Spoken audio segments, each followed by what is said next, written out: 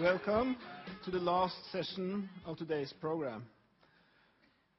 Nokius is based on the idea that we have to combine the resources across both public and private sector to best provide digital services to the citizens. Another core idea is to learn from examples of what is done other places, both nationally and internationally. As an international example on how public and private sector can collaborate, we have been so fortunate to get John Nielsen here to present a case from UK. John is Chief Executive Officer of the public-private joint venture Shared Services Connected, which he will tell us more about in his presentation. If you come up with some questions on the way or towards the end, you can filter those on those, and I'll bring the best questions forward. But first, John.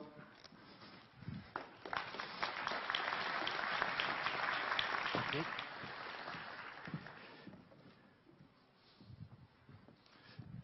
Good afternoon, everybody. It's a pleasure for me to be here today. It's my first ever time in Norway. I thought Trondheim was somewhere in the Arctic Circle, but apparently I'm only halfway up the country, so it's been an education for me today. So what I'd like to do is tell you a story about a company called Shared Services Connected Limited. It's part of a bigger government transformation activity, and I think what's significant about it is that it's a company which has got sort of a future and is something which is going to grow and develop and sort of become a way of life, hopefully, in terms of how things operate in the public sector in the UK. So at the same time, we're delivering a contract, we're providing transactional services, but the story is actually much bigger than that. So as part of this activity, I'll spend some time talking about the background, what the UK context was when SSCL was created, and how the government went about that, the transformation journey that we've been on, and how we've tried to move shared services forward, and also I guess what's at the heart of the company, the partnership essence that we have, and then finally some lessons that we've learned from what we've done over the last few years. Then at the end there'll be plenty of time for questions. So we just start with the UK sort of context, and I guess it's actually a pretty simple situation, which I guess will be common to most places across Western Europe. The context is the country hasn't got a lot of money to spend on public services. As citizens inside the country, what we expect and what we demand from the public sector is actually increasing exponentially in a way that I guess hasn't really been seen at this pace ever before. And also, we're in an environment where there are service innovations happening all the time. So whatever you put in place today is actually going to be outdated pretty quickly in the future. So you need to, if you're going to try and address that issue, think about actually how do you have something which is flexible and dynamic and enables you to stay ahead of the game. So in terms of trying to address that, the problem, I think, is actually fairly simple to identify. Actually, the answer is equally. So you have to do something which is going to improve the quality of outcomes for the end user, so the people, you and I and other people that are the end users of public services. And also you've got to do something which is creating value for the taxpayer. So that's probably a little bit more than just saving money. It's about trying to actually help the taxpayer do things in a very different way that actually gets a greater bang for your buck in the public sector. So if we look at where the government has been in terms of its efficiency programme, what has been experienced in the UK, and I'm sure this probably is not something that has ever happened in Norway, but over many years in the past the government has tried different forms of shared service, it's tried different forms of outsourcing, it's tried all sorts of different IT innovations. Many of them have been very successful, but equally a lot of them have failed. And we've had some big, particularly IT projects, which have gone very wrong, has ended up costing lots of money, been very acrimonious, and the experience for the end user has not been great. So as part of moving into this new world, the government wants to think, actually, how do we start to do things in a different way? How can we be clearer about what it is we're actually going to be asking other people to do for us? And a key part of that is the government actually acknowledging what are the things that we do really well and that we have to do, and what are the things that we either don't have to do or we don't do so well. And if we can identify those, they're the things that we should actually ask for help from the private sector from. So if we're going to do that, we then need to find people that are prepared to work in the right way, work in a different style of partnership operation, recognising that when you sign that famous contract, you put your ink on the page, the only thing you know about that contract is that it's wrong and it won't be appropriate for the future. Things will change. Your future environment is not going to be suited by whatever you've signed on that piece of paper. Now, the benefit of moving into a more partnership-based environment rather than a contract-based environment is that that sense of partnership, having a different way of working, allows the flexibility and the understanding to overcome some of those activities. One of the ways in which the government has looked to address that is through the use of joint ventures. And there are a number of reasons why that appeals. But I think one of the things in particular is it's moving from this concept of not wanting organisations which are going to be suppliers, but actually organisations or a joint venture where there is real commitment from both sides, so both parties actually want to grow and develop the activity. So in terms of the guiding principles of actually establishing the shared service environment, what has been looked at and what we've tried to embody in terms of the ways in which we work is when we're first of all thinking about the service itself, how do you make that as simple as possible? How do you strip out the layers, unnecessary layers that complicate the way things can work, sometimes within government? A very important part of that is how do you move decision-making and real engagement and interaction as close to the end user as possible? How do you drive as much standardisation as possible? Standardisation is the key to a lot of your cost-saving activity, a lot of your efficiency, a lot of your automation, and ultimately a lot of your quality. At the same time, you also have to recognise that all of the different departments or parts of the public sector you're dealing with have some level of unique quality that has to be respected and has to be reflected in the way that you work. But you need to get that balance. You need at least 80 to 90%, which is standard, but you need to recognise the 10 to 20% that isn't. And as part of that, you need to challenge the ways in which things work. There are some things, so processing an invoice, for example, processing a payslip, there isn't really a great deal of reason as to why those things should be different across different departments. Also, if you're going to do this, make this step, and you're going to do it with somebody else, you need to look at this as actually who do I want to do that? Who do I want to embrace in this partnership? And it's very much worthwhile remembering anybody can get married, but not everybody can be a good husband or a wife. So actually, how do you choose the right person for that fulfilling, long-standing relationship? And also very important is, I think, something that can get forgotten when you think about outsourcing or moving things into the private sector, is actually how do you retain that public sector ethos? There's a great deal about how things work in the public sector, which is great because it's people doing things for their country. They are providing that service to the citizens of your country. You need to ensure that that translates into the services that you're passing to this organisation. So this is one of the reasons why I think the joint venture works very well, and one of the things we've tried very hard to do with Shared Services Connected is to ensure that the people inside the company directly make that connection to what the end point in terms of public service is. And when you see the range of customers we supply services to, you can understand that's quite a complex task, but making that connection, ensuring people understand that they are still part of, they're an extension of the public sector way of working, is very important, whilst at the same time delivering the benefits of flexibility and change that you can get from the private sector.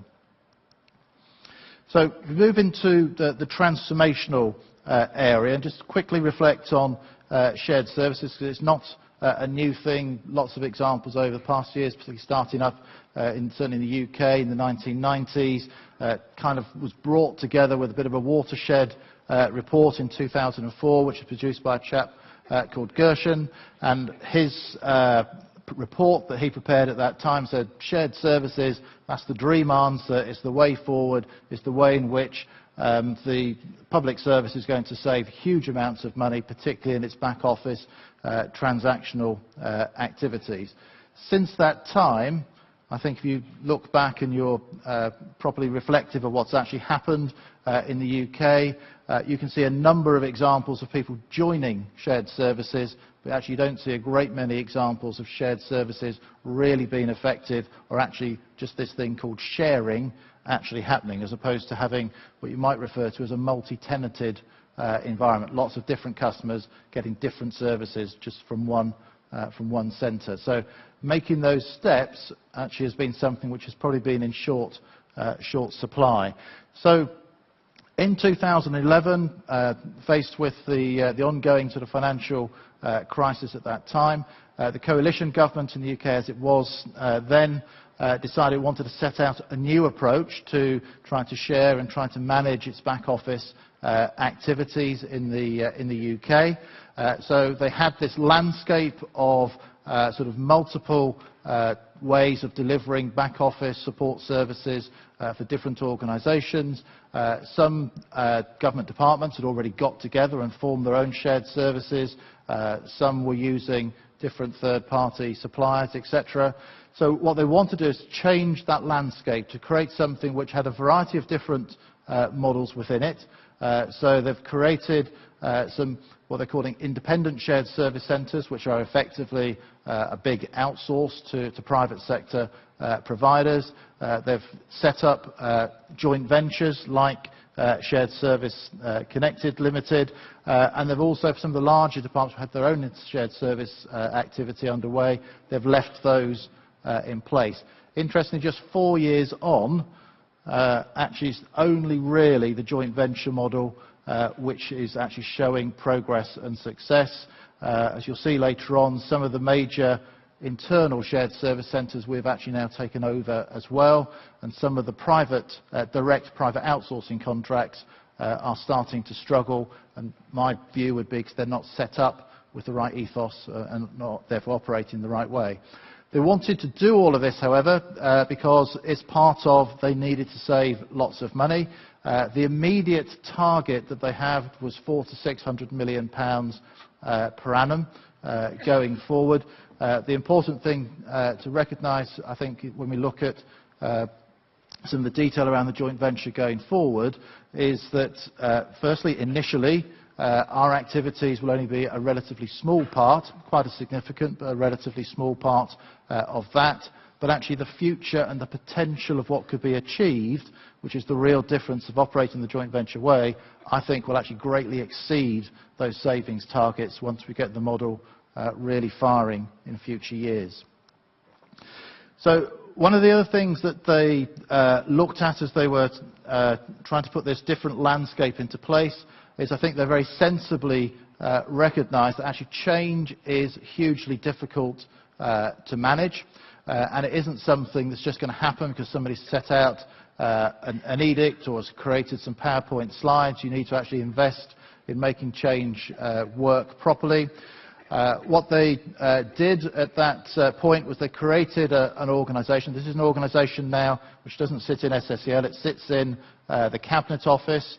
It's called the Crown Oversight Function, which is, I guess, a bit of a stuffy British title for this type of activity, but really it's a group of individuals with the right skills and ambition to actually support the development of all the different approaches that they were taking to the shared marketplace. Now, what that organisation does is really two things. So one is it promotes organisations like Shared Services Connected and other entities to different government departments, say this is the way forward, you need to be coming into this environment.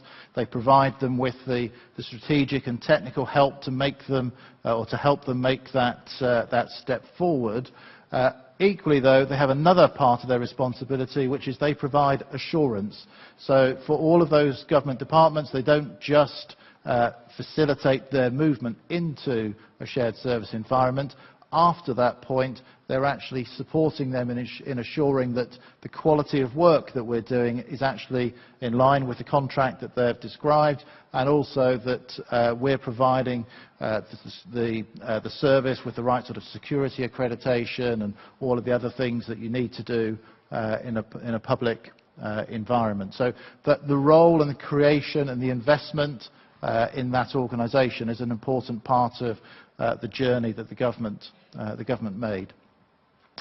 So, as I said, in this landscape, one of the things that they've created is, actually, which they often refer to as ISSC 2, which is Independent Shared Service Centre 2.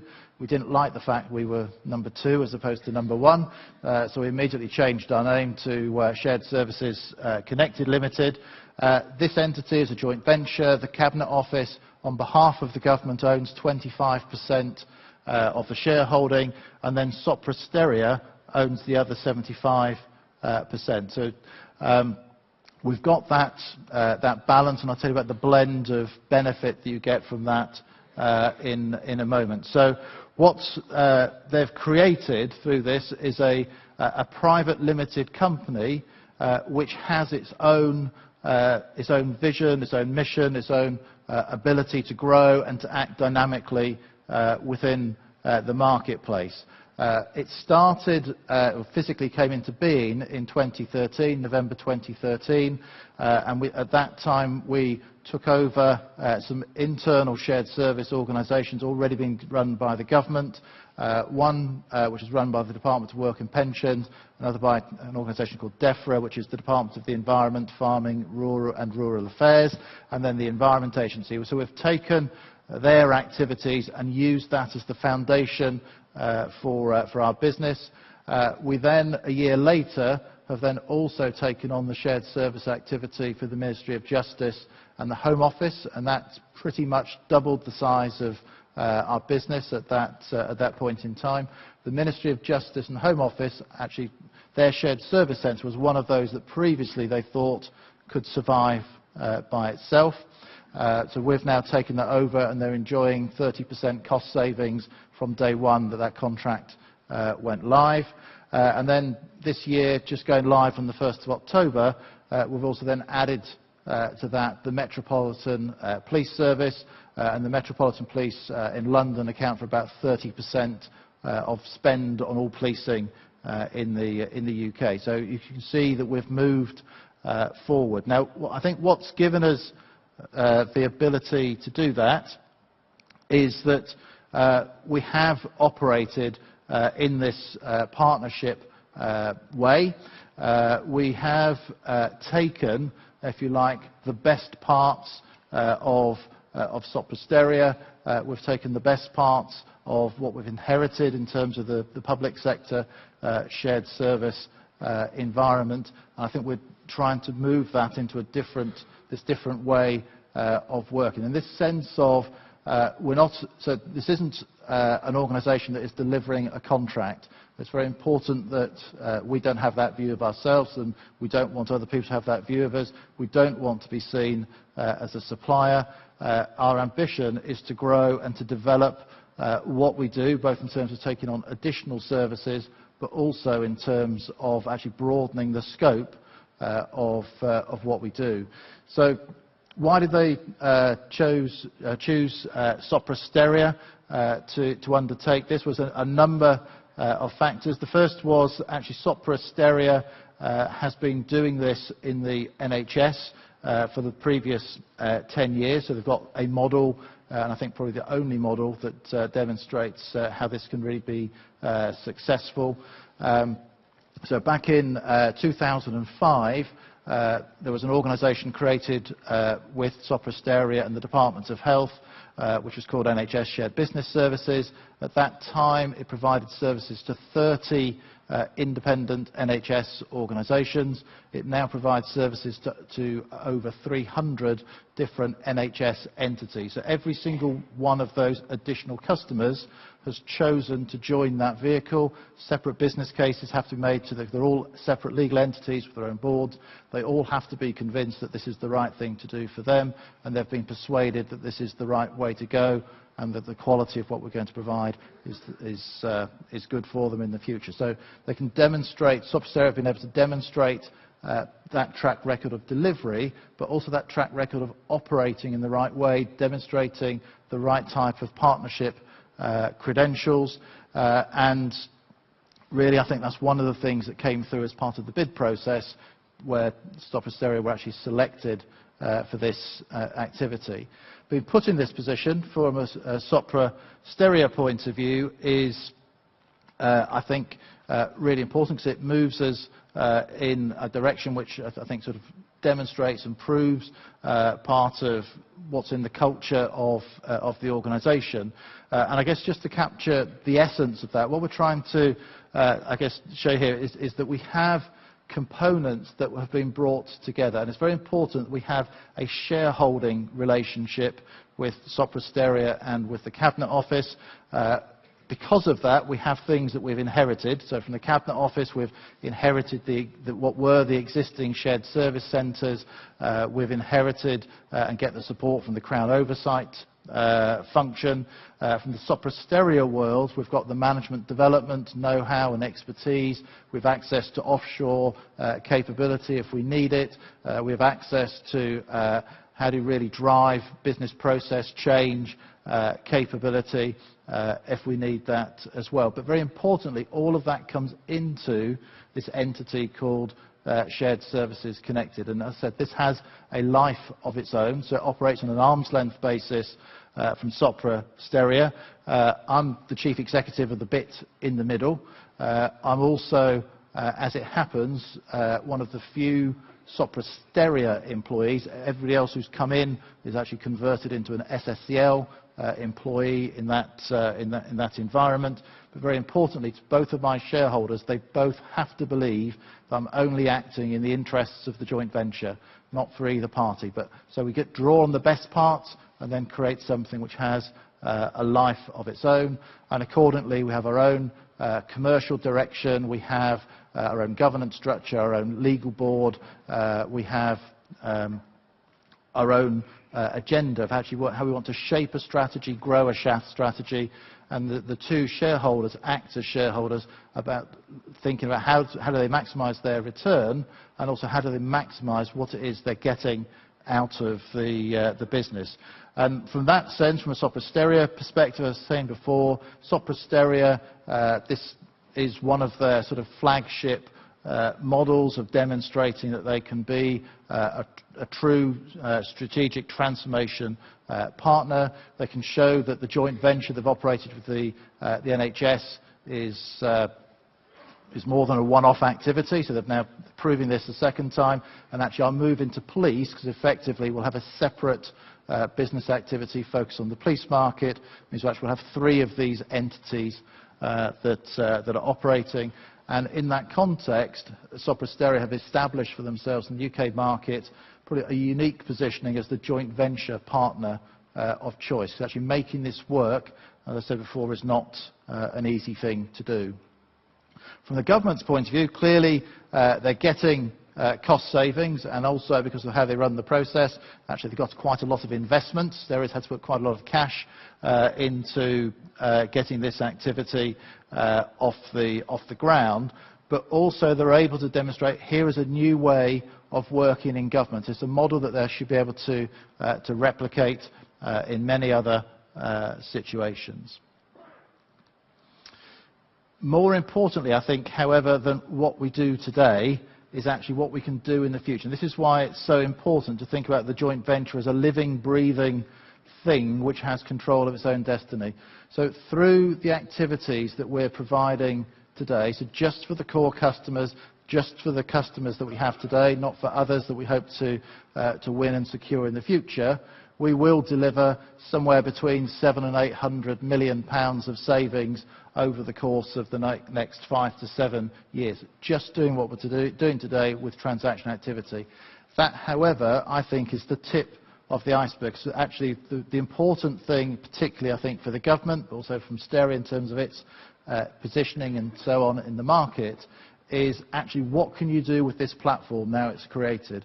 So we are pulling together through these different joint venture companies the biggest store of government data that is manageable, interpretable, that will exist anywhere in the UK. That data will provide the bedrock and gives us the opportunity to start to work on new ways of looking at how government departments function. It allows us to think about how do you actually start providing analytics that tap into other government operational systems to bring that together with the F&A and the HR and the procurement data to create something which actually allows the government to stand back and actually say, well, in light of this information, how do I now really start to drive change? And that's where the big prize is for this activity. The transactional stuff we do today is great. It's a guaranteed saving for the clients that we have. But actually this future that we can build and I think have probably a unique position to be able to build for government is the thing that is really exciting.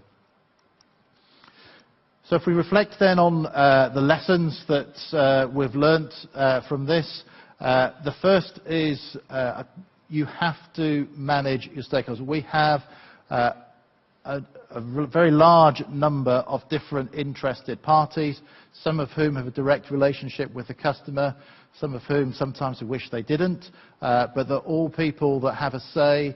Lots of people like to talk about what we do, managing all of those different relationships, whether it's directly with the Cabinet Office, directly with our clients, managing the trade union aspects of the change that we're making, and we're making very significant changes to the way in which our workforce is operating, the centres in the country that we work from, so the very substantial people impacts, how we're being positioned, represented in the media.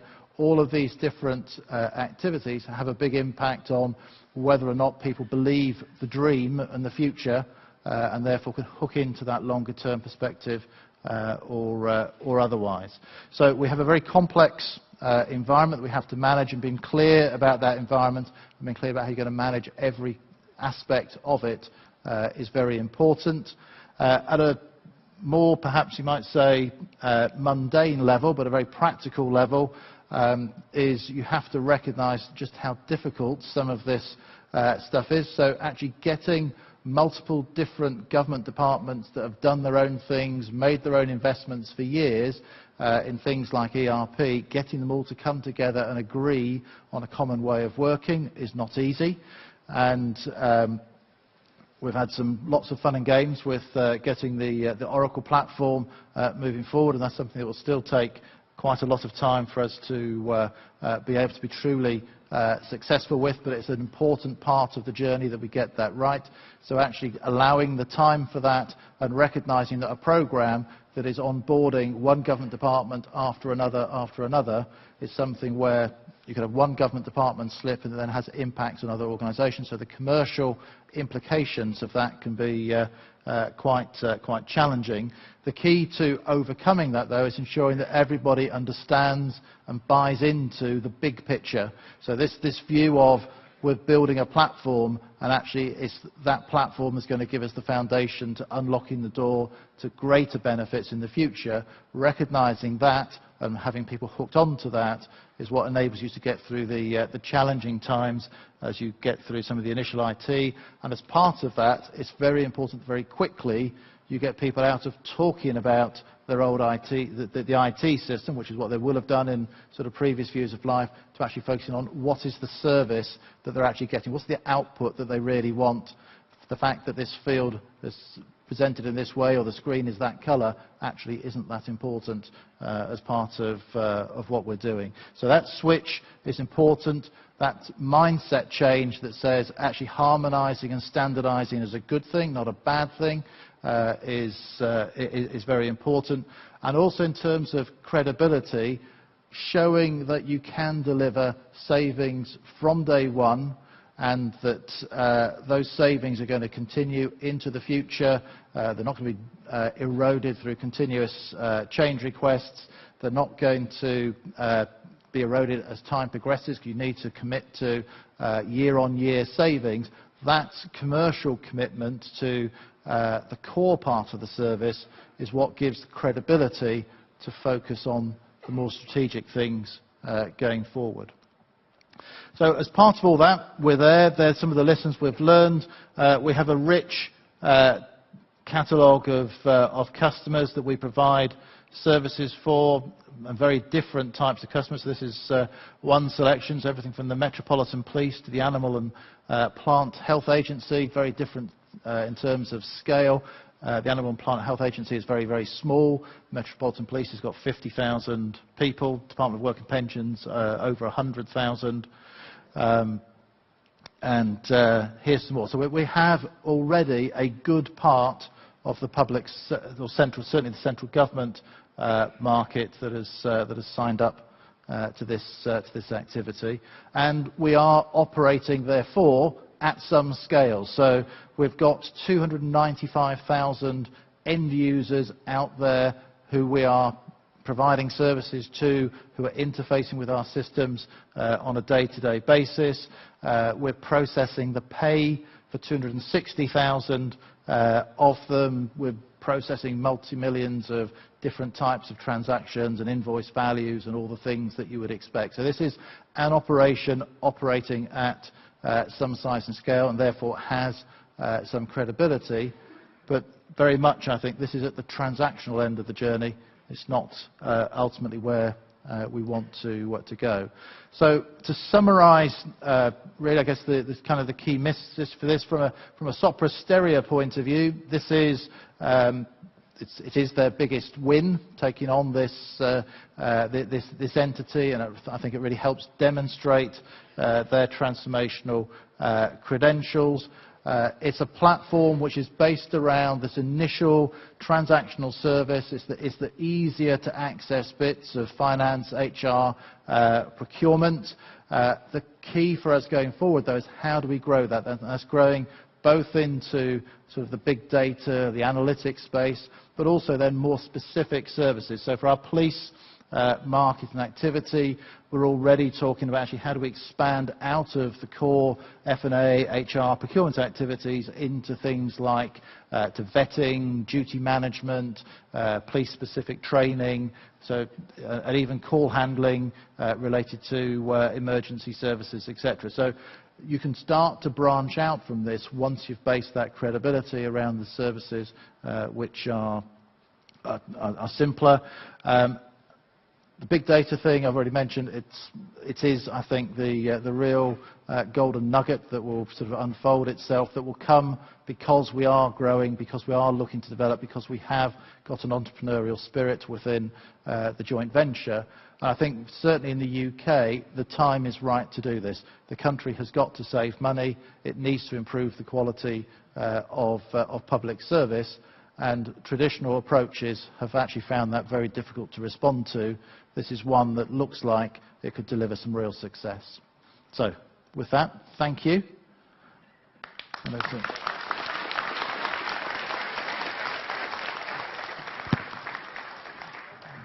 Okay, very interesting. We have time for some questions.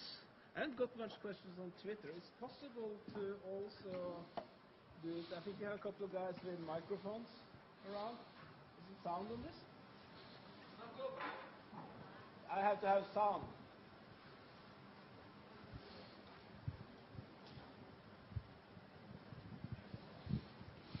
Hello? Yeah. Okay. We have time for some questions. That was the point. There's also some other microphones. I haven't gotten much on Twitter. And it's late in the day, but then I can start, maybe. Because what I was thinking about is, okay, how could we in Norway do something similar, obviously? Because, I mean, we also need to improve quality and save costs. And it strikes me, it's a partnership, so you have someone from the private sector, and then there's someone can actually represent the public sector on the right level. Yes. And I guess in UK you have linked the ICT coordination on the Cabinet Office and this, what you call it, Crown Oversight Function, etc. Was that very important to get this set up, do you think? Yes, so you've got to have the right sponsor in government. You've got to have somebody in government that gets what we're trying to achieve. So if you don't have that, you're going to struggle, and very quickly it reverses into something where there's a contract being delivered and you're just a supplier.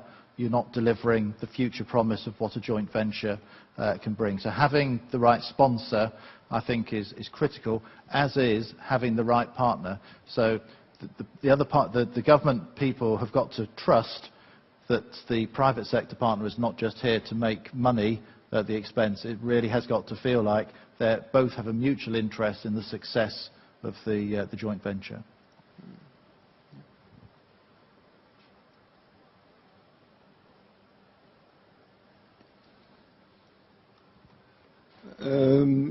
You're coming then from the private part. Yes.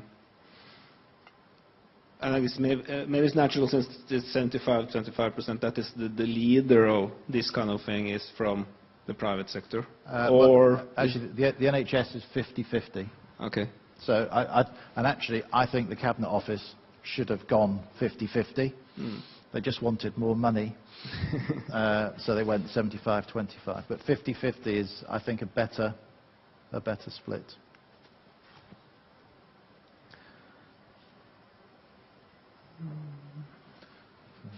The audience here is very quiet. I think I've shut them. I can also answer questions on Manchester United if that's more interesting to anybody. Oh, Manchester United questions. A red scarf. Yes. Hello. Hello. I just wonder about competition. You know, you're a private company, and you are in cooperation with the government. But what about the requirements for competition for other suppliers of similar services? How do you deal with that? Okay, so that's not an issue. So when the joint venture was put in place, and this is the same for the NHS as it is now for SSCL, when it was set up, part of winning the rights to be the partner in the joint venture, you also won a framework agreement. So we have a framework agreement that we can use to go out and sell to other departments to bring them on. Every department that we approach, or every NHS organisation or police organisation we approach, still has the right to go to the open market, and we would, in that sense, have to compete with whoever else at that point in time. However, if they do it with us, they save a huge amount of money in procurement costs.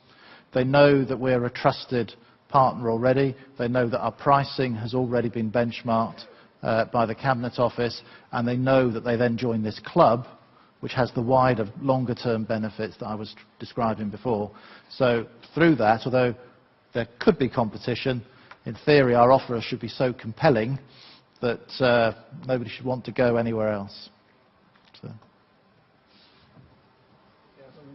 Down here. So could you describe again what kind of services do you provide? What are the shared services in short? And what is the potential moving forward?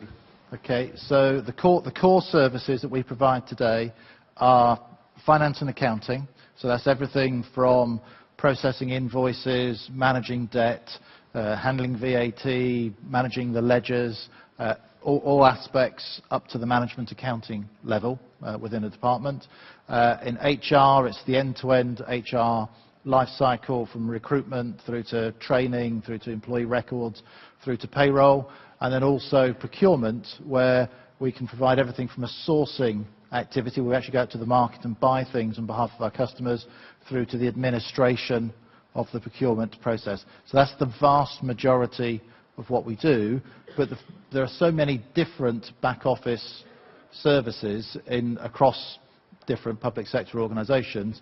What we look to do is build the credibility in the core service and then look to move into other areas. So as I was saying before, already in policing, we're looking at activities such as vetting, which is security clearance management, duty management, which is resource management of who's going to be doing what overtime this week and that sort of thing.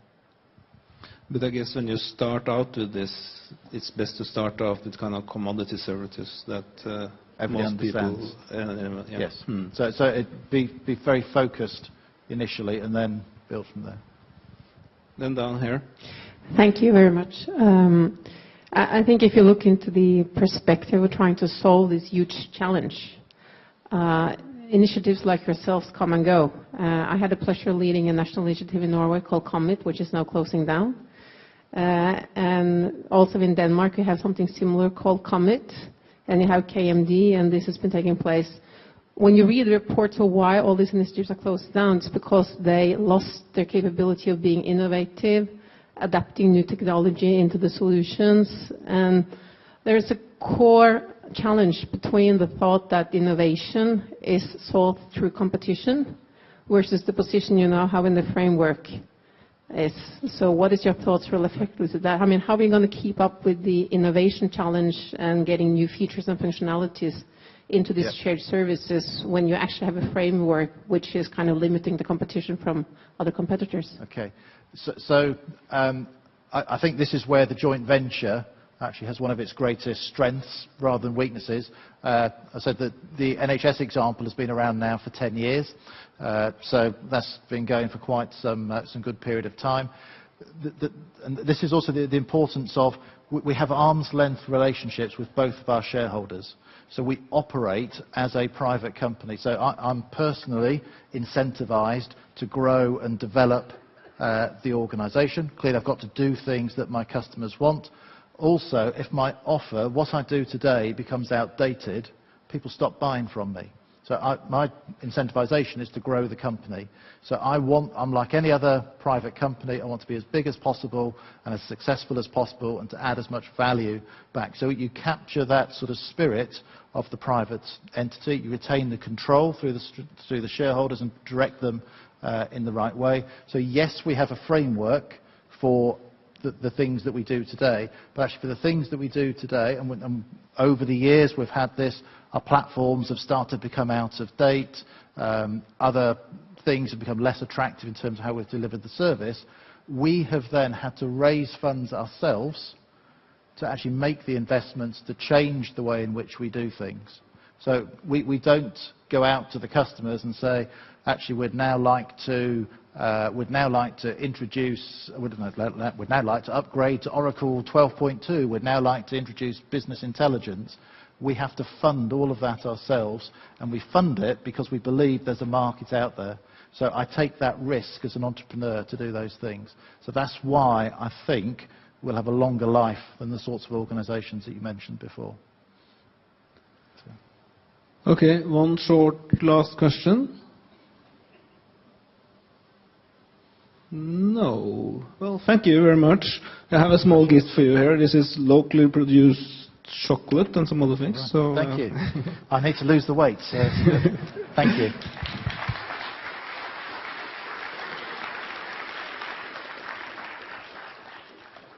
Da går vi over på neste presentasjon, og da skifter jeg språk også. Også i Norge har vi jo en rekke samarbeid mellom kommuner på IT-siden.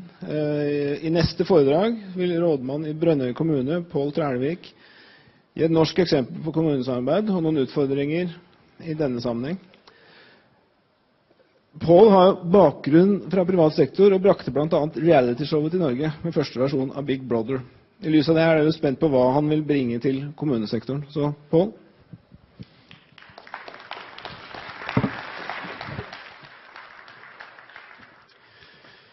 Takk skal du ha. Ja, jeg holdt jo Big Brother første gang, og jeg reiste rundt, og ingen i Norge så på det, men hver gang jeg sa Ramsay, Anne Mona og Rodney, så lo alle, så det var mer enn en som så på det i hvert fall. Det er helt sikkert 1,8 millioner nordmenn hver dag. Men dette her er jo ikke poenget på det. Jeg sto i en lakseelv i Namsen og fisket, og så ringte en headhunter i sommeren 2013 og tenkte, kunne du tenke deg å bli rådmann i Brønnøy? Jeg har en gård ute på Torgaten. Og så jeg, hva er rådmann? Og der starter liksom litt reisa da. Dette et vakkert bilde, dette Brønnøysund. Og jeg skal i utgangspunktet med det målet med mitt sånn foredrag til dere nå, det at når dere går hjem, så skal du synes litt synd på rådmannen. Det viktig. For det noe som å stå mellom barken og veden, altså mellom en virkelig ekspansiv stat med ministere og ditto departementer, med ditto direktorater, med ditto mange av dem, som vil veldig mye gjennom mitt hode ut i min organisasjon for å produsere noe som kalles velferd. Og så minner jeg alle om, når jeg holder sånne foredrag som dette, at det ingen som bor i staten, det ingen som bor i fylket, alle bor i en kommune. Jeg har 1,5 gigabyte med velmenende mailer fra offentlige instanser, som gjerne vil at kommunen skal gjøre noe, alt fra lærerløft og dyneløft og mye andre forskjellige løft. Der starter min reise. Så jeg skal ta dere med hva vi gjør, og hvor langt vi kommet, og hvor kort det kan fortone seg, men det et lite viktig skritt for menneskeheten der oppe i nord. Dette her liksom litt av det som ligger som bakteppe til oss. Det kommer et krav fra myndighetssystemer, det kommer et krav fra innbyggere, fra skole, skoleverk og så videre, til at man skal ha oppgaver. 170 nye oppgaver har kommet til vår kommune siden jeg tok over som rådmann 1.12.2013. Og jeg kan love dere at vi har ikke blitt flere. I det interkommunale samarbeidet og relasjonene vi har, så den minste kommunen 495 innbyggere, og der også teknisk sjef ansvarlig for barnevernet. Så det klart, det blir litt sånn. Nå han ikke ansvarlig for barnevernet, så det tøysa litt. Det har vi tatt interkommunalt og tilbake til Brønnøy-rådmannen. Men det noe av utfordringen at det et stort krav som ligger der ute, hvor datateknologi, interaktive løsninger, har en stor betydning.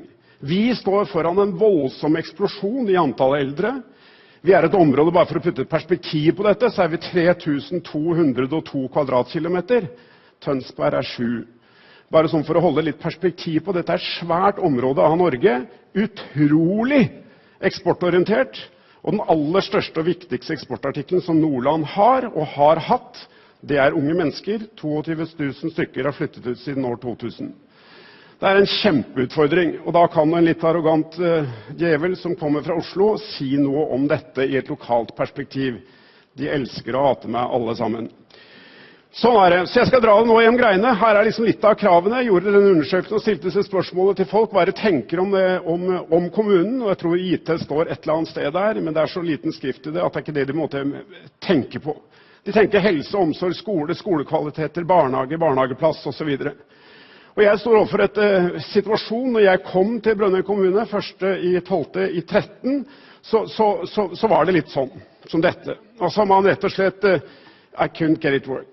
Så det var vanskelig. Vi hadde en IT-sjef hos oss, og ære være den mannen, han må være en av Norges aller mest modige menn. Han satt nesten helt mokk alene og drev interkommunale tjenester for 13 000 innbyggere, og på natta så tok han ned brannmurene til hele helsesystemet, så la alt sammen helt åpent for alle, og så før morgenen kom så han satt opp igjen, og det virket. Men han startet i kommunen i 1978, og da sørget han for at vi fikk ett telefonnummer, så man fikk ett sentralbord i Brønnøy, så man kunne sette over telefonene til de respektive. Det var hans start inn i dette. Og da snakker vi altså antageligvis ikke de helt store digitale prosessene. Og sånn var det jo. Når jeg kom dit, så var det ofte sånn, og sånn det fortsatt. Jeg har fått 3 sånne driftsmeldinger i løpet av dagen, at nettverket i XYZ området av kommunen faktisk ikke virker akkurat i dag, men vi får håpe det ikke noen sånne statlige undersøkelser eller noe sånt som skal gjøres, hvor vi får kjeft eller dagsbøter hvis vi ikke svarer. For det av og til fryktelig vanskelig i denne kommunen, og det veldig vanskelig i kommunal sektor, for det florerer ikke av ressurser. Så når jeg har hørt på dagens foredrag, så tenker jeg på de andre som har fått Brønnøysundregistrene har fått 200 millioner kroner hvert år i 5 år. Vi har fått 22 000. Så det klart det noen forskjeller i måte å tenke hvordan vi faktisk gjør verdiproposisjonene i dette samfunnet. Og det faktisk hos meg, altså i Brønnøy, hvor faktisk verdiproposisjonen, hele verdiproduksjonen vår foregår. Det der velferden Den i en kommune. Så da det jo litt sånn at når jeg kom dit og begynte å snakke om data, så alle sammen for seg dette bildet, det store svarte hullet som sugde uendelig mange penger. Vi var altså en IT-avdeling med 5 ansatte. Gjentatte ganger i 2012, 2013 og for så vidt også i 2014, så hadde rådmennene prøvd å få politikerne til å investere litt ekstra, liksom et par stillinger ekstra, og fikk nei, det går ikke, vi velger noe annet i stedet, og man har bygd noen bygg man kan peke på. For databehandling, som det startet med hos oss, i digitale løsninger, ligger på en måte litt opp og fram. Så når jeg kom til den kommunen, så skulle jeg prøve å få solgt dem på denne reisen som handler om digital fremtid. Da måtte jeg bruke noen bilder. Og da brukte jeg, la oss nå for eksempel tenke oss barnehageopptaket gjort på en fredag kveld. Og da satt alle sånn der, ja, og så kan mor og far etter 2 glass rødvin og taco gjøre barnehageopptaket, få erklært en plass i barnehagen og gå opp på rommet og lage et barn til. Da lo alle politikerne og tenkte, dæven salte, dette her må vi gjøre, vi trenger flere folk. Så der er det jo litt da. Og det er faktisk, det gjør vi. Det bodde 13 000 mennesker på Sør-Helgeland i år 1900, det bor 13 000 mennesker der i dag. Dette er fraflyttingstruet. Ikke Brønnøysund og Brønnøy, men nabokommunene er det. Bindal har mistet 30% av sin befolkning, Vega har mistet størrelsesorden halvparten av sin befolkning, og sånn fortsetter det. Og så har vi en stat som på en måte utarmer på en måte det kommunale sektoren, og gir bare støtte som konsekvens av kjøttvekt. Altså jo mange flere som bor der, jo mer penger får du, mindre som bor der, jo færre penger får du. Og da får man personer som jobber i en kommune som har 3, 4, 5, 6, 7, 8, 9 titler i sitt visittkort, store, svære visittkort, og tar ansvaret for mye mer enn de har faktisk all peiling på. Så da gjelder det å ha en plan B, eller jeg synes denne her var litt gøyal da, så jeg tenkte det var en morsom måte å si det på. Vi hadde en plan B, det var jo å fortsette å drive som vi gjør det, men det gjør vi altså ikke, så vi har startet på en digital reise. Og så er det også sånn at vi mennesker er mye enklere enn vi tror, og jeg har jo tatt bilde av ordføreren flere ganger, og i sum så har, ikke sant, vi er jo sånn alle sammen. Altså hvis jeg gikk på toalettet her i stad, så tenkte jeg, gikk jeg på høyre side på pissoaret, og så tenkte jeg, hvorfor står jeg på denne siden, hvorfor står jeg ikke på andre siden? Så jeg vet ikke. Men det er sikkert bare behagelig, eller var ledig der, eller var sikkert masse grunner til det. Synes jeg fremprovoserer svaret som er, skal jeg alltid greie å finne det. Men vi mennesker er i all hovedsakelig veldig enkle. Og så er det jo sånn at vi kommer da til en situasjon hvor vi skal over denne kløfta. Vi skal over på andre siden i den digitale fremtiden som vi har hørt mye om i dag. Og det er noe med å ta kløfta i 2 sprang. Det er alltid problematisk. Så på en eller annen måte så må rådmannen i denne sammenheng prøve å bygge de brokarene over og vise at det går an å bygge bro over på andre siden. Det krever også dessverre penger. Så vi skal i utgangspunktet da ha teknologi som både forenkler og forbedrer, og ikke minst erstatter. Vi er nødt til å erstatte relativt mye av den manpoweren som vi i dag produserer, altså menneske til menneske. Den må vi erstatte med datamaskiner. Jeg skal komme tilbake til hvordan. Så var oppgaven i forhold til politikerne, det er liksom å vise lys i tunnelen. Der kommer historien om barnehager og tildeling av det, og så er det jo ofte sånn i politiske prosesser at det blir bygging av mer tunnel. Så er jo kunsten da på en måte å prøve å få liksom da dette lyset til å ikke være et tog, men at det faktisk alt er et lys på andre siden. Det har vi nok noenlunde fått til. Og for å være tydelig på det, så fikk jeg de politiske partiene og kommunestyret til å investere i og sette av pengene til IKT-løsninger før vi havner på Robek. For der havner vi om et lite øyeblikk. Fordi man har brukt alt for mange penger i kommunen. Så der er vi. Så her startet vi da.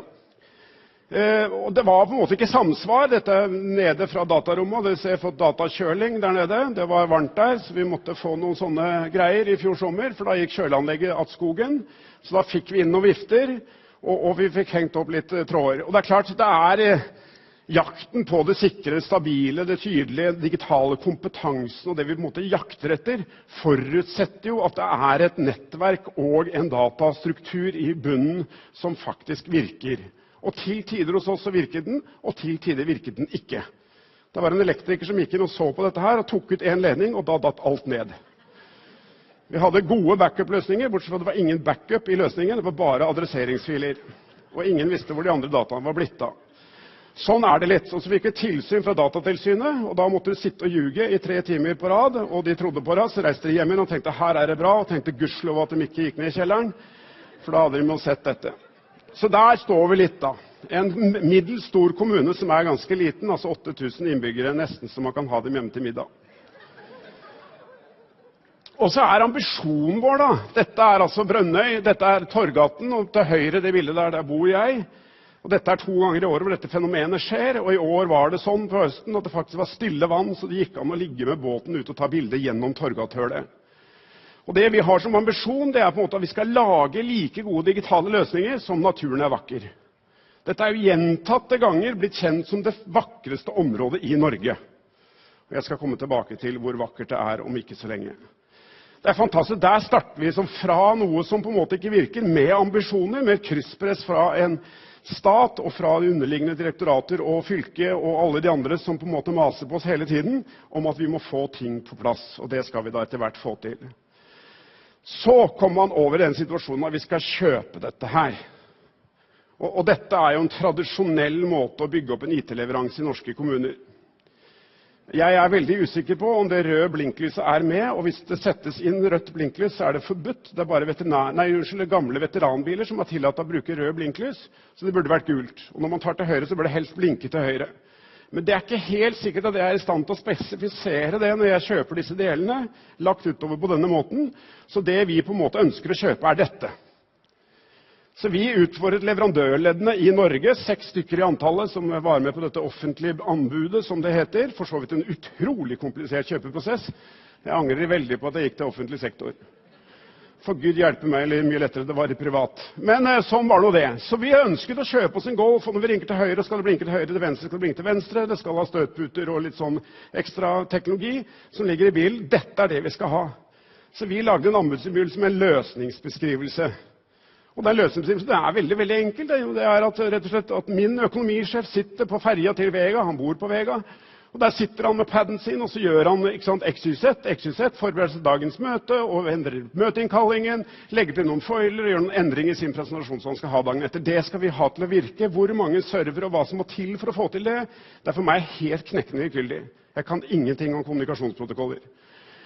Og det klart, det noe av vanskeligheten i det når du starter en sånn reise som dette her, for det noe med leverandørindustrien har den tendensen til å prøve å spekke dette over i sånne, nå har du godkjenn dette, så jeg skjønner ikke hva jeg skal godkjenne. Jeg har aldri sett en kommunikasjonsprotokoll i hele mitt liv.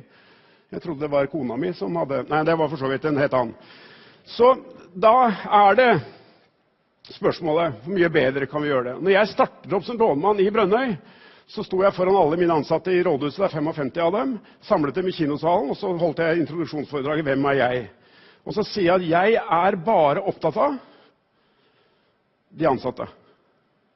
Jeg bryr meg ingenting om innbyggerne. Og ordføreren tenkte, å herregud, hvorfor ansatte jeg han? Det skulle jeg jo aldri ha gjort. Det jo innbyggerne som betyr noe, det der som velgerne mine. 55 av dem satt jo for øvrig i salen der også da, så det jo en bit av det. Men åpenbart at hvis jeg greier å holde fokus på deres hverdag, gjøre arbeidssituasjonen for dem bedre, så blir det gode tjenester. Hopper jeg over det leddet, som jeg tror veldig mange gjør, hopper rett frem til kunden og med kundetilfredshet, så hopper man over det leddet som handler om medarbeiderne. Og jeg opptatt i utgangspunktet da av mine folk, og de skal ha dataløsninger. Og så det noe med dette her som jeg mener at vi må tenke litt over. Vi eksepsjonelt opptatt av personlig kompetanse i dette landet. Altså hvis man virkelig uheldig, så får man altså 3 lærere som man sender av gårde på kurs, som Torbjørn Isaksen skal sende dem av gårde på. De har undervist i matematikk i 30 år, så nå skal de plutselig gå på kurs og lære å undervise i matematikk. Det bra. Hvis jeg veldig uheldig, så går de av pensjon rett etterpå. Du enda mer uheldig, så har de faktisk kjørt over trikken i Oslo, for det ikke så vant til å være så tett bebygde strøk med trikk og sånn. Da går all den personlige kompetansen av skogen. Det åpenbart at vi nødt til å se på systemkompetanse. Jeg skal komme litt til det. Dette her antall ansatte i kommunal sektor innen helse og omsorg. 134 000 stykker med et budsjett på 107 milliarder kroner. Hvis vi skal greie oss i den fremtiden som kommer, med dagens måte å drive dette på, så må vi i utgangspunktet ha 40 000 av de 60 000 barna som fødes hvert år, må ta helse- og sosialfagutdannelse. Det 8 000 som gjør det, og det også den linjen som har størst frafall. Jeg kommer tilbake til frafall også, så får du noen sånn cliffhanger, så henger dette på. Så her det en kjempeutfordring. Her det åpenbart at god teknologi og gode teknologiske løsninger kan rasjonalisere eller effektivisere dette med minst 25%. Det mye penger, men ikke minst så frigjør det arbeidskapasitet til å ta vare på den stadig økende og eldrende befolkning vi faktisk må ta vare på i Brønnøy og i Trondheim også for den saks skyld. Så da har vi ambisjon om en teknologi da, som kan kommunisere med alle, ikke sant? Vet hvor alt befinner seg, vet hva som hender, kjenner en person og ansvar, og rapporterer kvalitet og produktivitet. Min mor havnet på sykehus for et lite år siden. Jeg kom på besøk til henne, og Gud forby å gå på et sykehus i Oslo, i hvert fall når vaktskiftet foregår. For da var det rødt lys over hele gangen, alle hadde dratt i snora, hadde behov for et eller annet, og alle som jobbet der satt inne på et rom. Og hvorfor satt der inne? De satt der for erfaringsutveksling, åpenbart et poeng, pasient på X, ikke Y, og så videre. Og så der satt man inne en halvtime, 3 kvarter og snakket sammen, før man kom ut og måtte kunne hjelpe de røde lysene bortover i gangen. Selvfølgelig helt unødvendig. Jeg har jobbet selv på sykehus, på sykehjem. Jeg har aldri i mitt liv fått lov til å føre journal. Det er helt åpenbart at en pleiemedhjelperassistent, altså det er helt lavest på rangstigen, da får du vaske de som er mest møkkete. Åpenbart at jeg kan føre journal. Men bare føre journal i utgangspunktet for det jeg kan føre, nemlig å snu den gamle damen som ligger der som ikke skal ha liggesår. Ikke sant? Da er det faktisk en pleiemedhjelperassistent som faktisk gjør den jobben og snur. Det kan jeg tikke av. Hvis det systemet hadde visst hvem jeg var, hva jeg var entitled til, og hvordan jeg skulle gjøre det, klikk, klikk, klikk, så gjør man det. Tidligere i dag har vi snakket om prosedyre. Noen har snakket om det. Bare ta Salten-eksempelet. 6 kommuner hadde 5 forskjellige sårbehandlingsprosedyrer. 5 forskjellige sårbehandlingsprosedyrer. Er det noen leger her? Det er veldig rart, er ikke det? Og for at staten hos oss er veldig, veldig redd for å gripe inn i det lokale initiativet, ergo så må man utvikle dette selv. Det er altså 5 forskjellige. Til dette lager man en applikasjon, veldig lurt, oversatt til alle språk. Hjemmebaserte tjenester er basert på veldig mange språkgrupper som kommer dit, og da er det veldig lurt å få det oversatt til flere språk. For eksempel, da vet du når du kommer til noen, hvis noen er død, hva skal du gjøre? Skal du ringe moren og faren, tante og onkel, skal du bare stikke av, eller skal du ringe legen, eller hva skal du gjøre? Det er noen viktige ting å vite om det. Problemstillingen med det er jo at bare det er satt strøm til papiret. For det er jo rett og slett ingenting som skjer i den annet enn at du faktisk kan fortelle hva du skal gjøre. Og det er jo i hvert fall ikke den fremtidige digitale revolusjonen vi står overfor. For det er dette vi vil. Vi vil at folk skal kunne ta i, holde i, ta vare på. Det er der tjenestene for oss ligger. Vi er på jakt etter systemer som jeg tror leverandørindustrien er det beste eksempelet på som kan gi oss, nemlig å finne logistikksystemer for å få hjemmebaserte tjenester til å kjøre mer effektivt i kommunen. Mine sykepleiere sier at jeg er ikke ansatt i en kommune for å være taxisjåfør. Jeg er heller ikke ansatt i en kommune for å vaske. Jeg tar spesialutdannelse. Dette må vi på en måte greie å løse, og her er teknologi helt avgjørende. Fordi vi skal gjøre det bedre. Helsetjenester fordi vi skal kunne gjøre mer selv. Det er åpenbart en We-teknologi som de fleste her har vært borti, i hvert fall at barn har vært borti, for jeg ser at alderen her er sånn noenlunde ikke spillteoretisk så til stede. Så er det noe med denne We-teknologien. Så det er åpenbart at når jeg har fysioterapeut hos meg, så har det i gamle dager vært slik at pasienten etter slagstøyden har reist inn til fysioterapeuten, fått trening og reist tilbake igjen, kommet tilbake dagen etter, frem og tilbake, har vi fraktet pasienten der pasienten bor, og til fysioterapeuten for å få i gang kroppen hans til å virke, eller hennes til å virke. Det vi gjør nå i dag, det vi kommer til å gjøre om en liten stund, det er å si til vedkommende, vi skal hjelpe deg der du bor, hjemme, og vi skal bruke teknologi til å hjelpe deg. Veldig enkel teknologi, et armbånd og en We-teknologi, så kan du sette i gang et treningsopplegg, virtuelle briller, så kan fysioterapeuten være til stede og gi instruksjonene når du gjør ting feil, uten at han eller hun behøver å være der. Så når jeg hører at regjeringsapparatet står nå og angriper, eller blir angrepet av Arbeiderpartiet, forrige gang så var det Høyre som angrepet Arbeiderpartiet for det samme, det bygges alt for lite sykehjem i Norge. Og klart at når jeg sitter i utgangspunktet i en kommune, vi har 58 sykehjemsplasser, så spør jeg lokale politikere hvor mange skal vi ha om 5 år. Og så spør de da selvfølgelig kontrollspørsmål, hvor mange har vi i dag, sier jeg en gang til, 58. Da sier de 75 eller 80 eller 100, sier de da. Vi skal ha 44. Og klart det er en voldsom snuprosess som skal til der. Det betyr at hjemmebaserte tjenester som koster 1/5 i utgangspunktet av en institusjon, det er vi nødt til å komme til, for vi får ikke budsjettene til å gå i opp. Og vi får ikke mer penger av en stadig skal vi si, fattigere stat, da, hvis man skal tro noe av det tidligere man har hørt på i dag. Så andre støtteprosedyrer, planlegging for mannskaper, fortløpende journalføring, telemedisin, åpenbart løsninger som vil hjelpe oss veldig. Samhandlingsreformen var et sjakktrekk. Man sitter i helikopter med pasienten og syr den ferdig. Akkurat der den lander, så tar vi det inn, sier at du ser dårlig ut, og så flyr vi den tilbake igjen. Så er det ut og inn av sykehuset, og transportkostnadene bare hos oss er 10-15-20 millioner kroner i året, koster dette frem- og tilbakesendingen. Så bare for å få et røntgenapparat nede i kjelleren hos oss har tatt årevis, 94 begynte man planlegging, nå tror jeg faktisk helseforetaket har tenkt å gjøre noe med det, 20 år etter. Og det er klart, da sier jeg at det er veldig vanskelig å få tak i røntgenleger, så det er piece of cake, det finnes røntgenleger over hele verden. De kan jo tolkes i India, eller Kina, eller Sri Lanka, eller hvor som helst, spiller jo ingen rolle. Et brudd er antageligvis et brudd, så vidt jeg forstår det, og nå skjønner jeg at jeg ikke er lege. Så intelligente guider, rådgiver som støtter i prosessen, gjøre jobben, barnehagesgreiene snakket jeg om i stad, byggesaksbehandling, typisk et eksempel. Jeg vil ha saksbehandling en gang, jeg vil ha det der og da, løst med en gang. Jeg vil ha sånne små innovasjoner, jeg vil ha prøvesvar til voldsom byggesak. Jeg synes at sånn fotlenke for å sone straff er en utmerket måte å holde en skiløper i gang under straffen. Det er en fantastisk innovasjon for ikke minst skiløping. Og vi skal også gjøre det bedre, fordi vi skal ha bedre svangerskapsveiledning. Vi er et såkalt ressurssvakt område. Det er ganske fantastisk hvordan penger betales til en kommune. Vi får også mindre penger til barnehageplasser, fordi vi er ressurssvakt kommune, altså betydningen av foreldrene har dårlig utdannelse. Da skal altså færre gå i barnehage. Og tenke, herregud, hvem er det som har tenkt her da? Det er jo de barna som i hvert fall har behov for å gå i barnehage. Så det er helt merkelige systemer da. Men vi skal ha bedre svangerskapsveiledning gjennom teknologi. Vi skal i utgangspunktet ha parent management training. Det har vi per dags dato 2 stykker ansatte i kommunen som i utgangspunktet reiser hjem og prater med folk. Hvordan er det å være forelder?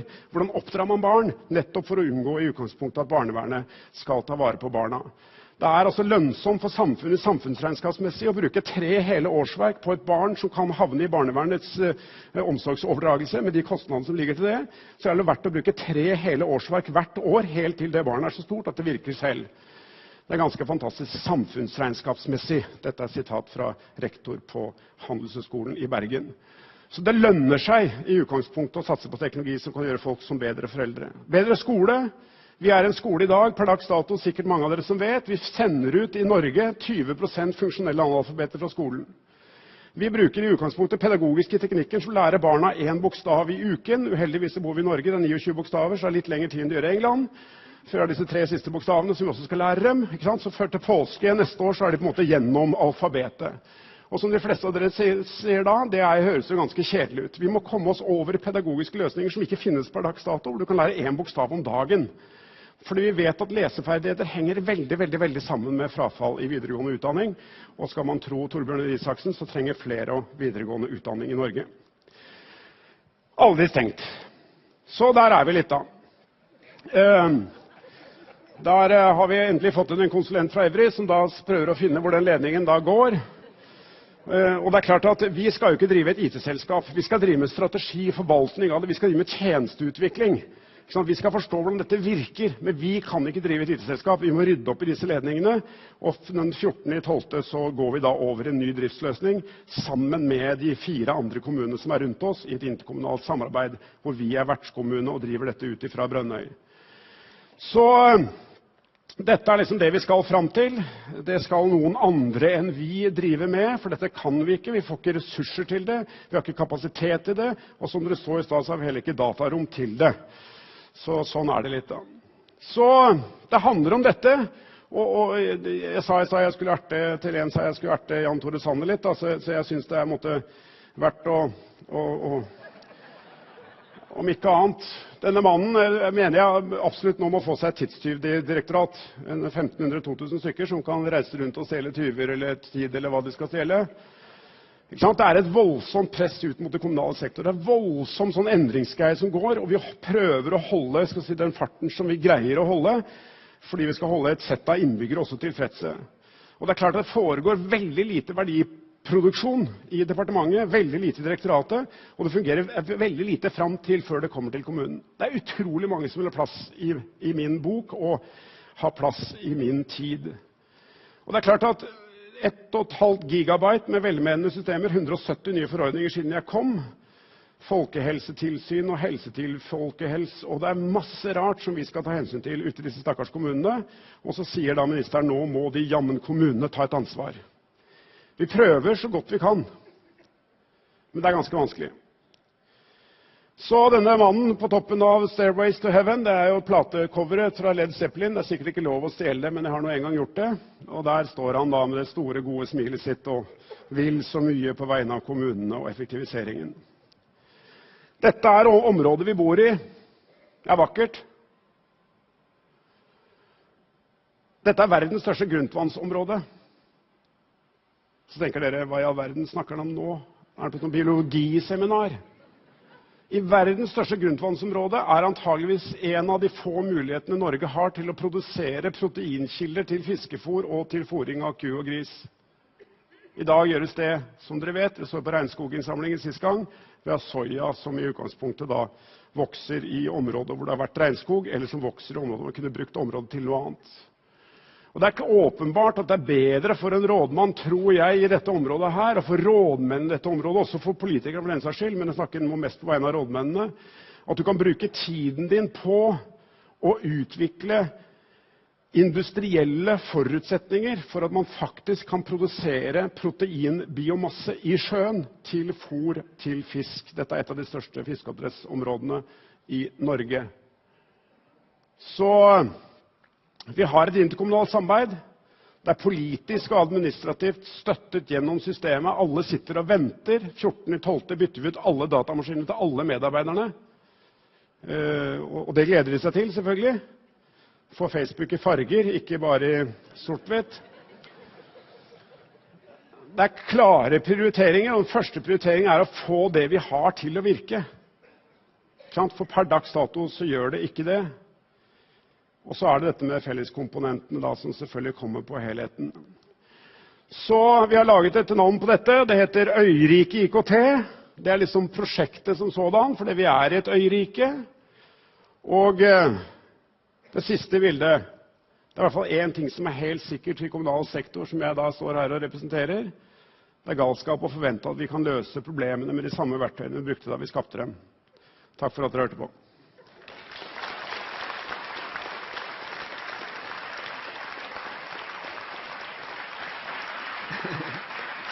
Veldig bra.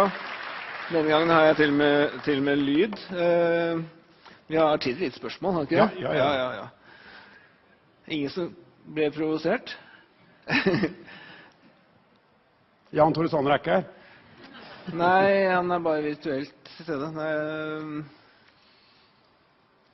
Nei. Det kan starte jeg da. Vi startet i dag morges med rådmannen i Asker, og så avsluttet med rådmannen i Brønnøy.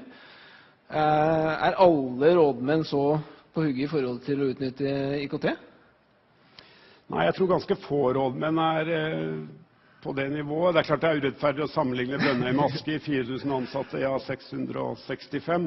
Det er like mange ansatte i IKT-funksjonen i Oslo kommune som det er jobber i Brønnøy kommune. Så det er klart det er noen sammenligninger her, men vi skal levere det samme som de skal. Samme som Asker leverer, vi skal levere det samme som Oslo leverer til den befolkningen vi har.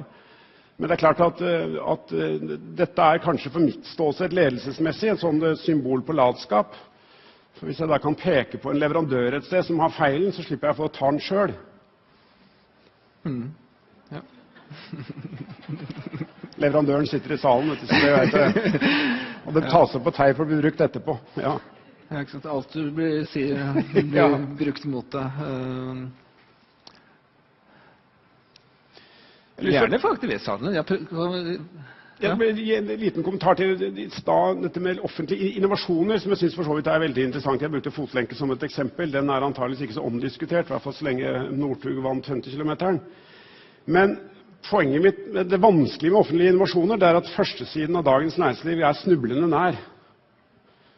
Jeg har ledet ulike private bedrifter i min karriere. Jeg ble administrerende direktør i 1986 første gangen, og har hatt da lederjobber siden det. Det er aldri noen som har skrevet noen gang om et eneste mislykket IT-prosjekt jeg har vært ansvarlig for. Og jeg kan love dere det er flere. Jeg startet i Elfaketen oljeselskap med å bygge Executive Information Systems i 1985. Det virker ikke fortsatt, tror jeg. Men der er det jo litt, men det er det ingen som skriver om. Men det øyeblikk en kommune eller et fylke eller Nav eller noen andre forsøker seg på innovasjoner, så blir det førstesiden av Dagens Næringsliv. Så det er en belastning å være innovativ i offentlig sektor. Det er for stor risiko. Du tok tak i dette med anskaffelsesprosesser, at de var komplekse. Ja. Vet jeg, det sitter folk som kan ting om offentlige anskaffelser her. Altså, er det det at man ikke kjenner til hvordan man kan bruke de, snarere enn at de er, for at du kan jo tenke deg at i stedet for å sånn detaljspesifisere alt du skal ha, ikke sant, så kan du heller ha, ok, hva er de viktige tingene du må ha, og så har du en totalramme, og så kan du liksom innovere innenfor det. Mens hvis man ikke har kompetansen rundt de tingene, så prøver man å sikre seg liksom å spesifisere alt, for da tror man får det man vil ha. Ja, altså, jeg tror at når man spesifiserer alt som var det venstre bildet, altså bilen i deler, så får man jo ikke mer enn det man har bestilt. Og det betyr at man ikke utfordrer leverandørledere til å være kreative. Det betyr at jeg tror de fleste dataleverandører som leverer henhold til den spesifikasjonen til venstre, altså bilen i deler, der leverer de med de nest beste folka sine. Men i den andre siden så må de levere med de beste folka sine, fordi at jeg bryr meg ikke om noen sier at det er en server for lite, for det er ikke mitt problem. Jeg bryr meg ikke noe om det er en patch eller en eller annen dataoverføring som ikke virker. Det er ikke mitt problem. Jeg peker på noen. Det er ditt ansvar. Det er du som har betalt for å gjøre det. Sørg for at det virker. Og da kan jeg bruke organisasjonen min til å utvikle tjenester og tjenestestrukturer, og hjelpe mine hjemmebaserte sykepleiere til å komme seg over den situasjonen hvor de kan bruke teknologi til å hjelpe pasienten.